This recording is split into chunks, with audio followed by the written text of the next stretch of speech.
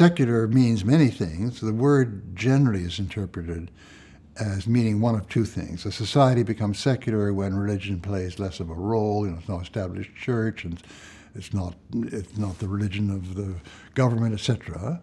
And also, secular means people have less interest in religion, lose their religion, so that the level of faith and practice declines. Those are two senses of secular which fit into the verb secularization. And these two processes are becoming more like that. When I wrote the book Secular Age, it seemed to me that there's a very important third sense missing. These senses are not rival, they're different facets, right, of the same phenomena. But the sense that the facet which was missed out by those other two was what I call the conditions of belief. I mean, that is, many people struggle with the issue whether they're going to, take up a certain faith position or not, and that goes way back. Even in days when everybody was Christian, there was, shall I be a Catholic or a Protestant? But what that means, the whole conditions in which this question is, you ask this question of yourself, can be totally different.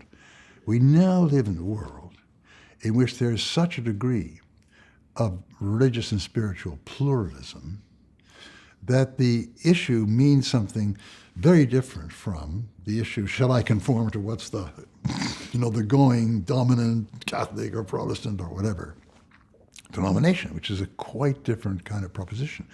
In one case, I'm either being invited or not into a broadly shared, structured culture, ethic, way of being, etc. In the other situation, I'm being called upon to choose some kind of spiritual path or refuse them all, right? So the secular age is, as I use it in the book, it's really the third sense. It's an age of wide-ranging pluralism, of the invention of new spiritual positions didn't exist before. Right?